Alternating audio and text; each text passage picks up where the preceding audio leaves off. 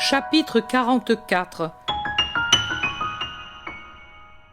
Philippe dit : Ces gens sont venus pour t'entendre. Ici, on ne peut parler. Allons à la synagogue. Jaïr en sera content. Jésus en tête, par derrière le cortège des autres, ils vont à la belle synagogue de Capharnaüm, et Jésus, salué par Jaïr, y entre, et il ordonne que toutes les portes restent ouvertes pour que ceux qui n'arrivent pas à entrer puissent l'entendre de la rue et de la place qui sont à côté de la synagogue. Jésus va à sa place dans cette synagogue amie, de laquelle aujourd'hui sont absents, heureusement, les pharisiens, peut-être déjà partis en grande pompe pour Jérusalem.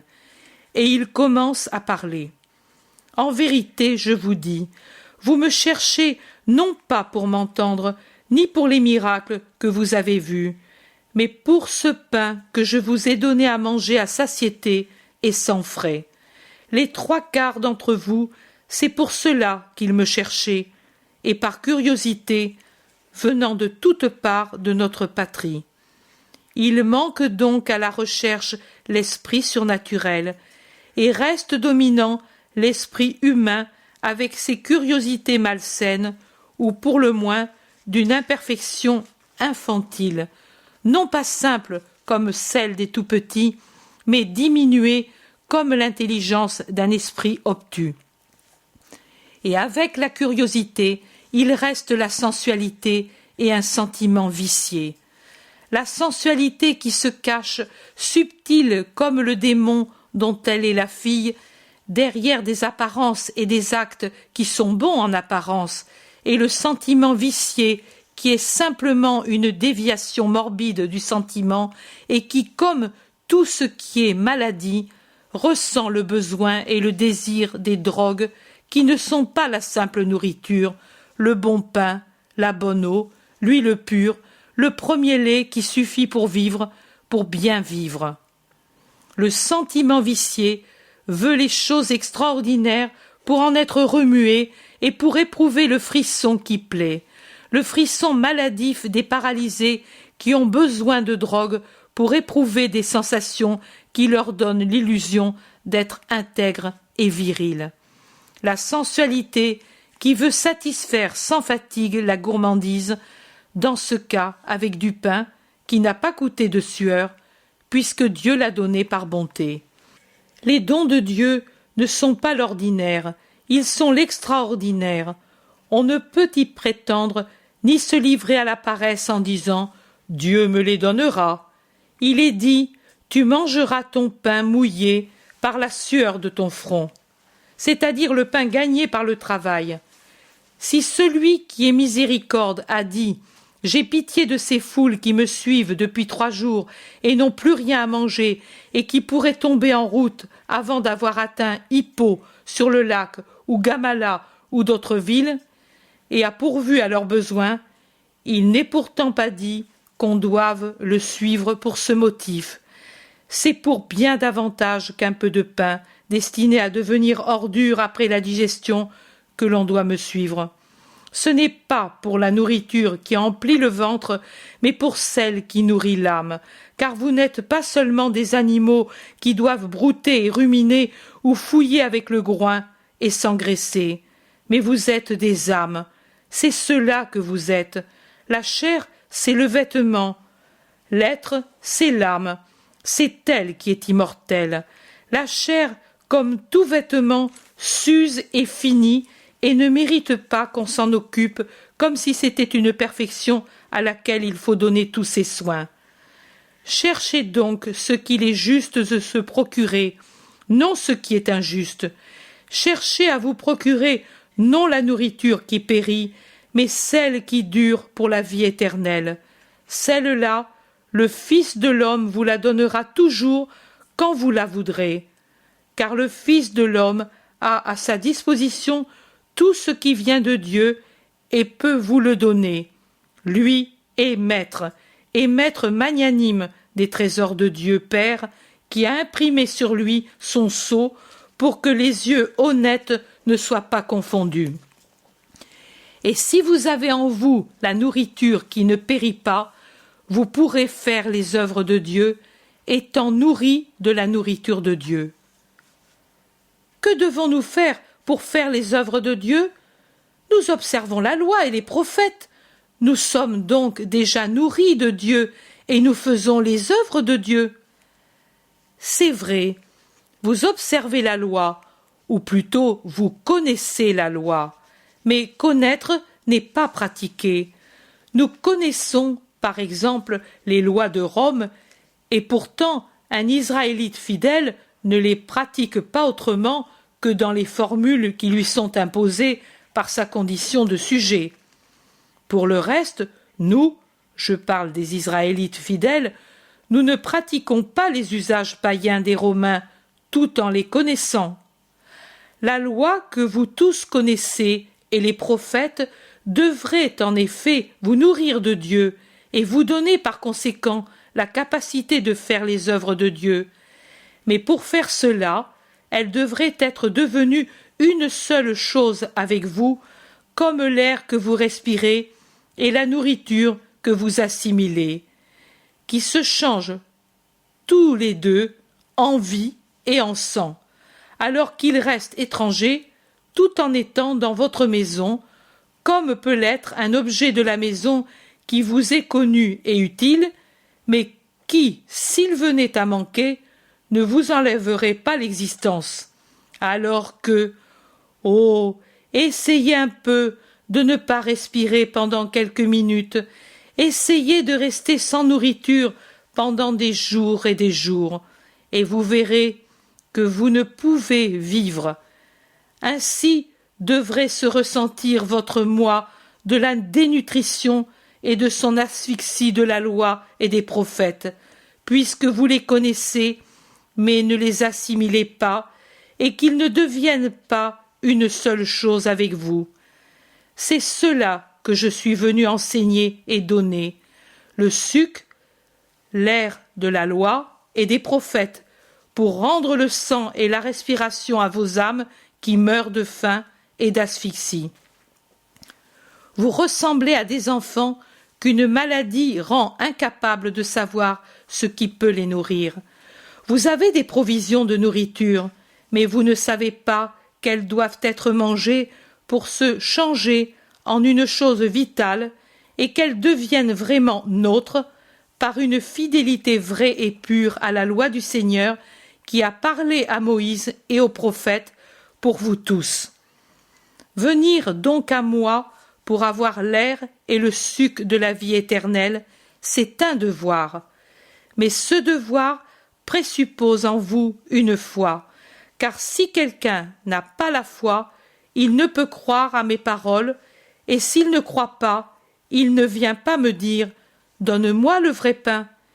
Et s'il n'a pas le vrai pain, il ne peut pas faire les œuvres de Dieu, n'ayant pas la capacité de les faire. Par conséquent, pour être nourri de Dieu et pour faire l'œuvre de Dieu, il est nécessaire que vous fassiez l'œuvre base qui est celle-ci, croire en celui que Dieu a envoyé.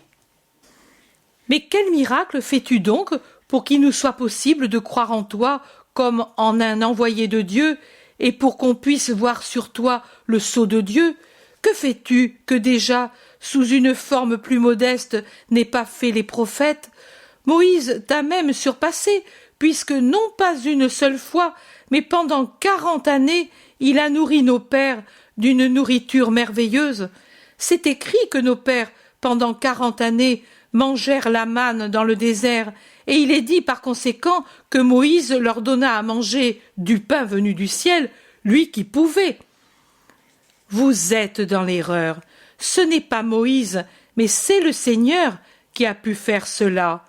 Et dans l'Exode, on lit « Voici, je ferai pleuvoir du pain du ciel, que le peuple sorte et qu'il recueille ce qui suffit pour chaque jour, et qu'ainsi je me rende compte si le peuple marche selon ma loi.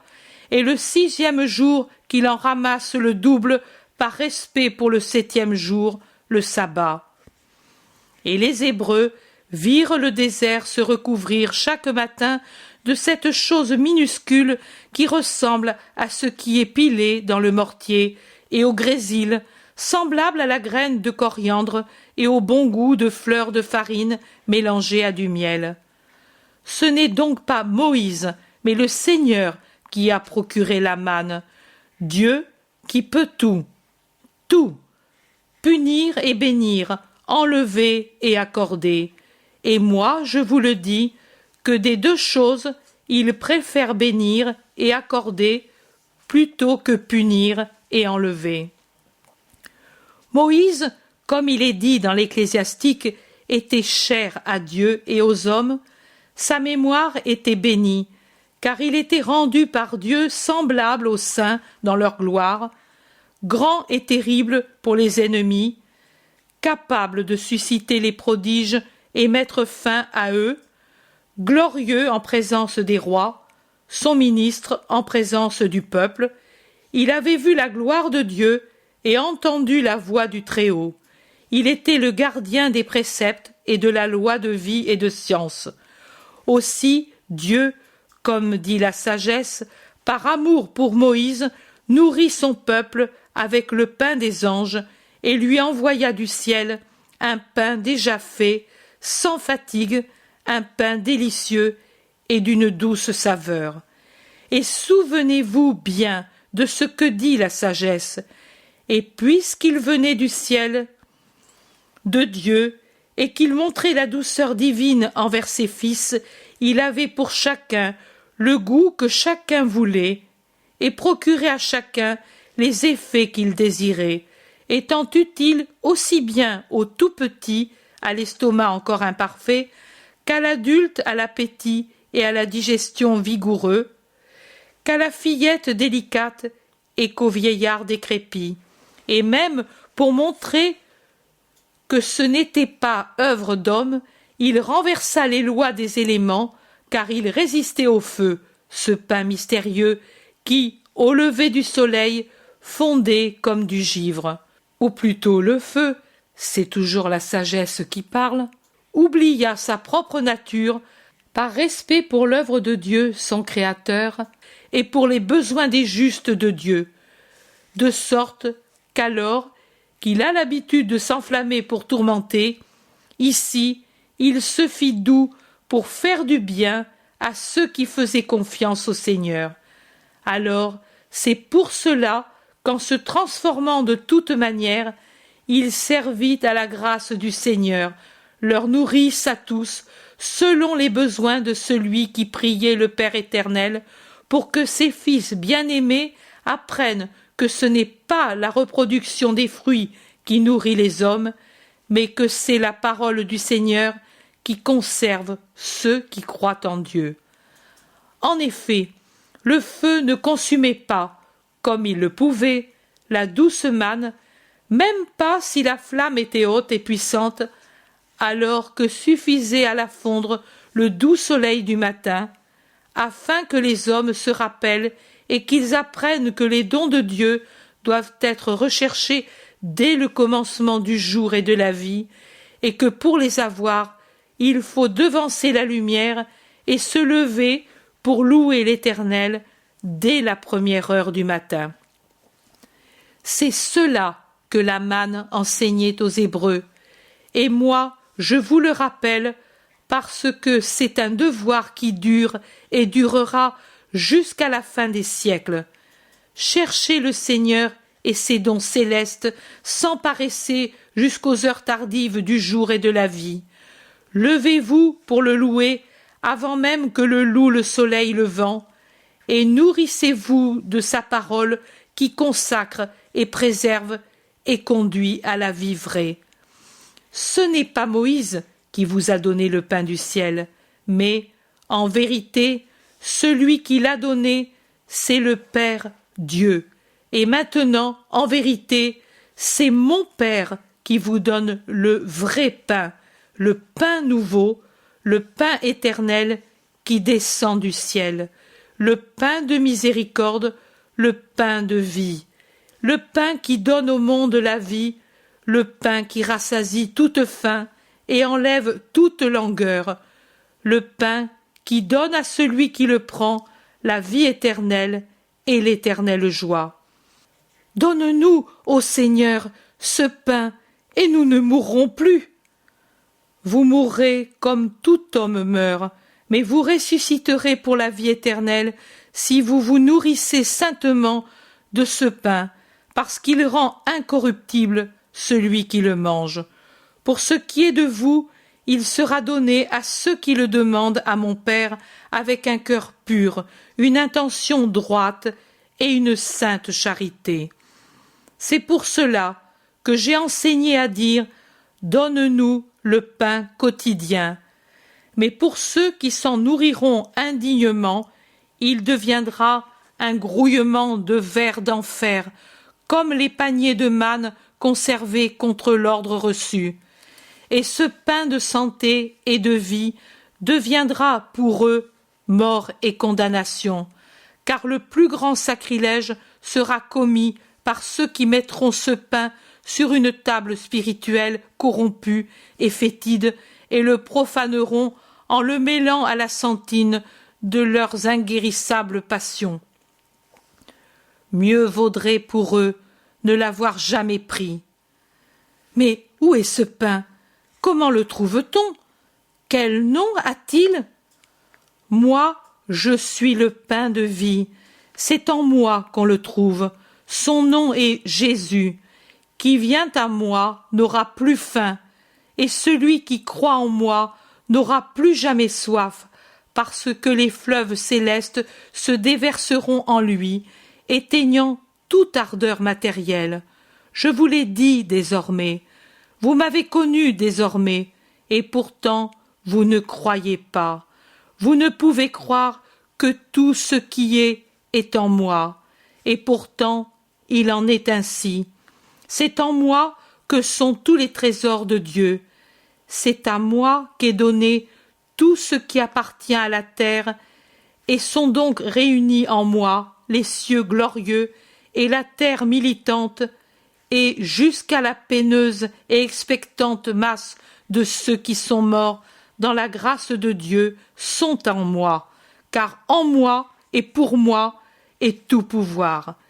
Et moi je vous le dis, tout ce que le Père me donne viendra à moi, et je ne chasserai pas celui qui vient à moi, car je suis descendu du ciel pour faire non pas ma volonté, mais la volonté de celui qui m'a envoyé. Et la volonté de mon Père, du Père qui m'a envoyé, la voici, que je ne perde aucun de ceux qu'il m'a donnés, mais que je les ressuscite au dernier jour. Maintenant, la volonté du Père qui m'a envoyé est que quiconque connaît le Fils et croit en lui ait la vie éternelle, et que je puisse le ressusciter au dernier jour, en le voyant nourri de la foi en moi et marqué de mon sceau. Il se fait un bourdonnement qui n'est pas discret dans la synagogue et au dehors à cause des paroles nouvelles et hardies du Maître. Et lui, après avoir un moment repris haleine, tourne ses yeux étincelants de ravissement là où on murmure davantage, et ce sont précisément les groupes où il y a des Juifs. Il recommence à parler. « Pourquoi murmurez-vous entre vous? Oui, je suis le fils de Marie de Nazareth, fille de Joachim, de la race de David, vierge consacrée au temple, et puis épousée par Joseph de Jacob, de la race de David. Vous avez connu, beaucoup d'entre vous, les justes qui donnèrent la vie à Joseph, menuisier de race royale, et à Marie, vierge héritière de souche royale. Cela vous fait dire, comment celui-ci peut-il se dire descendu du ciel? Et le doute naît en vous. Je vous rappelle les prophètes sur l'incarnation du Verbe, et je vous rappelle comment, plus pour nous Israélites que pour tout autre peuple, il est de foi que celui que nous n'osons pas appeler ne peut pas se donner une chair selon les lois humaines, et de plus selon les lois d'une humanité déchue. Le très pur, l'incréé, s'il s'est mortifié jusqu'à se faire homme pour l'amour de l'homme, ne pouvait choisir qu'un sein de vierge plus pur que les lys pour revêtir de chair sa divinité. Le pain descendu du ciel au temps de Moïse a été placé dans l'arche d'or, recouverte du propitiatoire, veillée par les chérubins, derrière les voiles du tabernacle, et avec le pain était la parole de Dieu. Et il était juste qu'il en fût ainsi, parce que le plus grand respect doit être donné au don de Dieu et aux tables de sa très sainte parole. Mais alors, qu'est-ce qui aura été préparé par Dieu pour sa propre parole et pour le vrai pain qui est venu du ciel?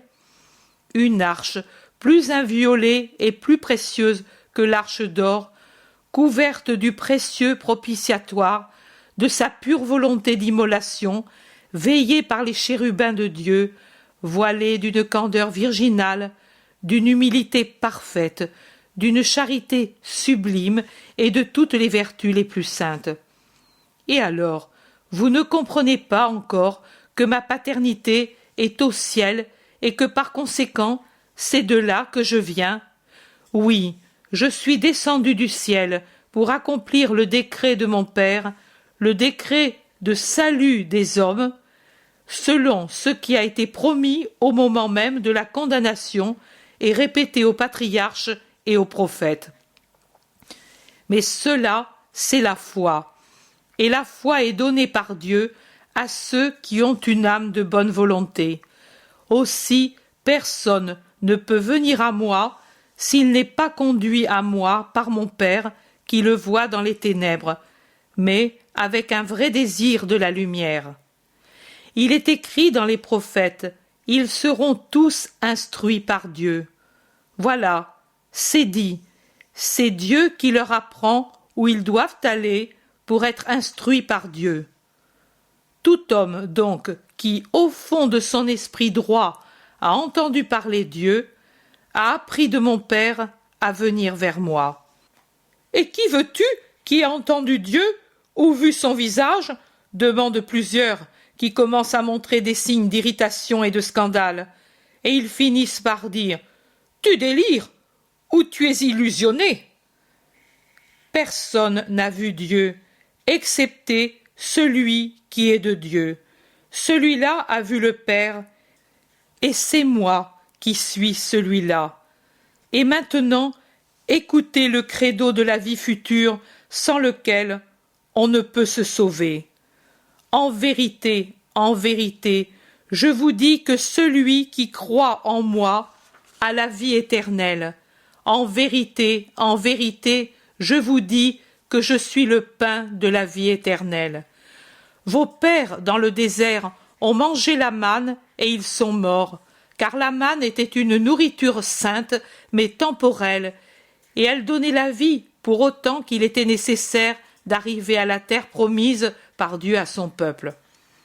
Mais la manne que je suis n'aura pas de limite de temps ni de puissance. Non seulement elle est céleste, mais elle est divine, et elle produit ce qui est divin, l'incorruptibilité, l'immortalité de ce que Dieu a créé à son image et à sa ressemblance. Elle ne durera pas 40 jours, 40 mois, 40 années, 40 siècles, mais elle durera tant que durera le temps, et elle sera donnée à tous ceux qui ont pour elle une fin sainte et agréable au Seigneur, qui se réjouira de se donner sans mesure aux hommes pour lesquels il s'est incarné, pour qu'ils aient la vie qui ne meurt pas. Moi, je puis me donner, je puis me transsubstancier par amour pour les hommes, de sorte que le pain devienne chair et que la chair devienne pain, pour la faim spirituelle des hommes qui, sans cette nourriture, mourraient de faim et de maladie spirituelle. Mais si quelqu'un mange de ce pain avec justice, il vivra éternellement. Le pain que je donnerai, ce sera ma chair immolée pour la vie du monde.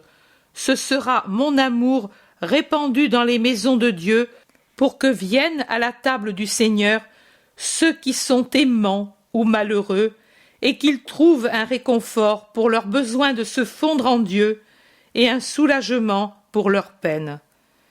Mais comment peux-tu nous donner ta chair à manger? Pour qui nous as-tu pris? Pour des fauves sanguinaires? Pour des sauvages? Pour des homicides? Nous avons de la répugnance pour le sang et le crime. En vérité, je vous dis que bien des fois l'homme est plus qu'un fauve et que le péché rend plus que sauvage, que l'orgueil donne une soif homicide, et que ce n'est pas à tous ceux qui sont présents que répugneront le sang et le crime. Et même dans l'avenir, l'homme sera tel parce que Satan, la sensualité et l'orgueil en font une bête féroce. Et c'est pour satisfaire un besoin plus grand que jamais que vous devez et que l'homme devra se guérir lui-même des germes terribles par l'infusion du Saint. En vérité, je vous dis que si vous ne mangez pas la chair du Fils de l'homme et si vous ne buvez pas son sang, vous n'aurez pas en vous la vie. Celui qui mange dignement ma chair et qui boit mon sang a la vie éternelle, et je le ressusciterai au dernier jour. Car ma chair est vraiment une nourriture et mon sang un breuvage. Celui qui mange ma chair et qui boit mon sang reste en moi, et je reste en lui. Comme le Père vivant m'a envoyé, et que je vis par le Père, de même celui qui me mange vivra lui aussi par moi, et ira où je l'envoie, et il fera ce que je veux, et il vivra avec austérité comme homme, et sera ardent comme un séraphin, et il sera saint, car pour pouvoir se nourrir de ma chair et de mon sang, il s'interdira les fautes, et il vivra en s'élevant pour finir son ascension au pied de l'Éternel. Mais celui-là est fou. Qui peut vivre de cette façon? Dans notre religion, il n'y a que le prêtre qui doive se purifier pour offrir la victime. Ici, lui veut faire de nous autant de victimes de sa folie. Cette doctrine est trop pénible et ce langage est trop difficile. Qui peut l'écouter et le pratiquer? Murmurent ceux qui sont présents, et plusieurs sont des disciples réputés tels. Les gens se dispersent en commentant, et très réduits apparaissent les rangs des disciples quand restent seuls dans la synagogue le maître et les plus fidèles. Je ne les compte pas, mais je dis qu'on arrive à peu près à 100. Il doit donc y avoir eu une forte défection, même dans les rangs des anciens disciples depuis longtemps au service de Dieu.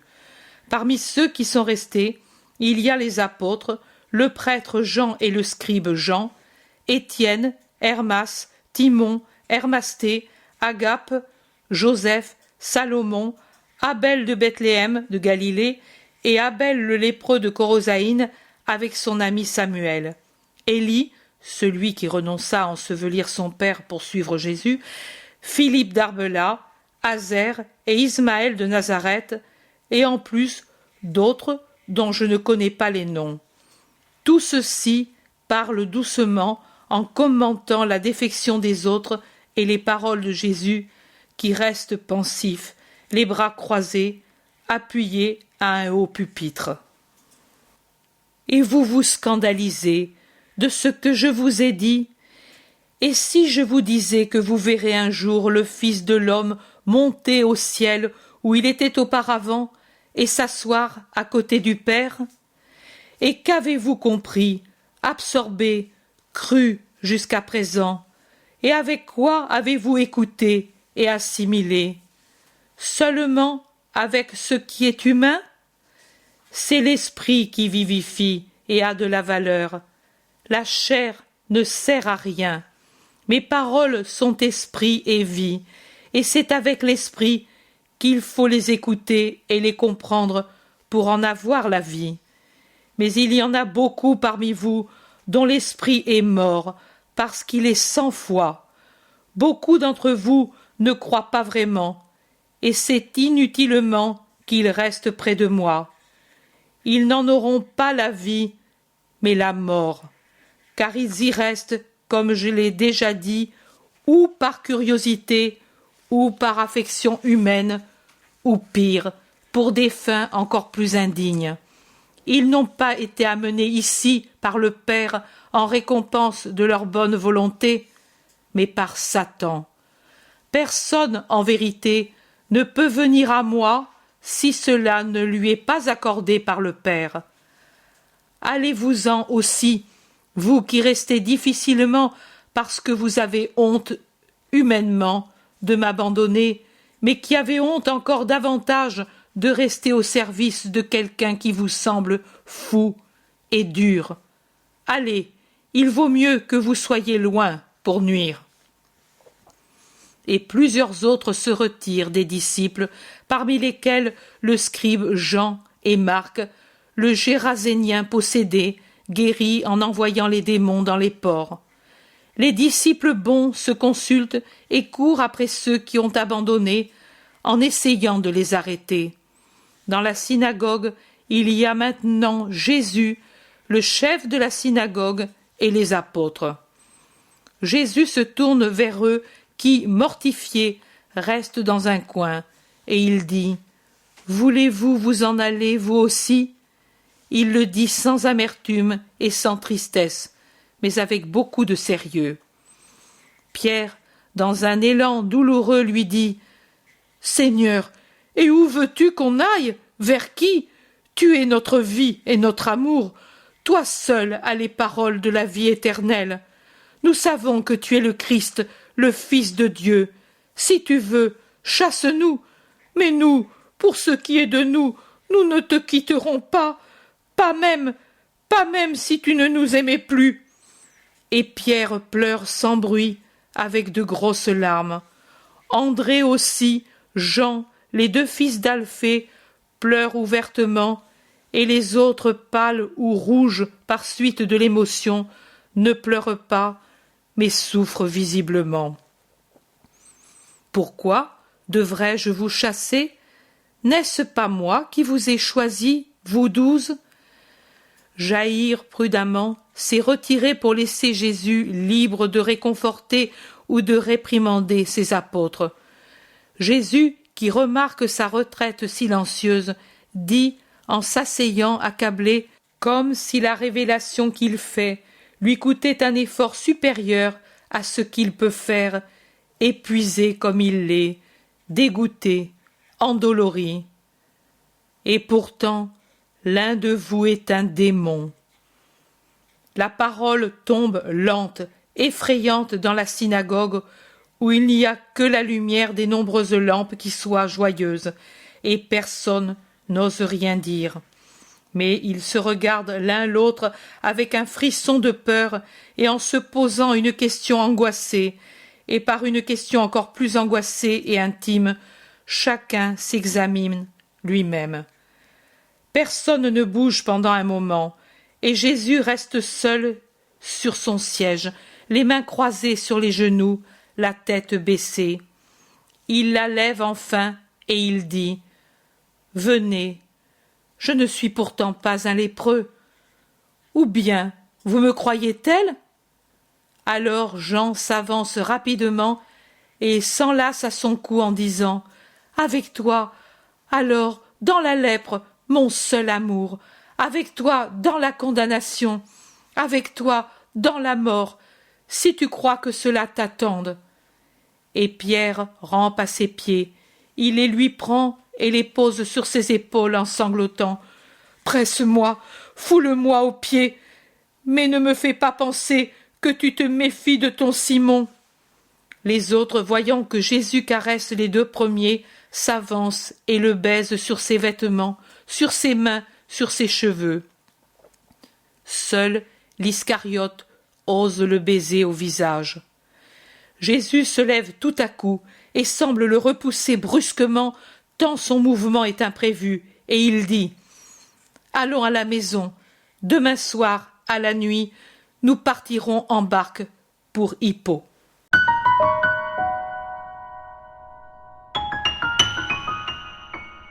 L'intérêt pour les écrits de Maria Valtorta ne cesse de grandir. Et les fruits récoltés, vocation, conversion, sont immenses. Visionnaire de la vie du Christ, de la conception de Marie jusqu'au début de l'Église, sa description des personnages, de leur psychologie, la précision des lieux où ils évoluent, des coutumes et mœurs de l'époque, est proprement sidérante et à ce jour inégalée.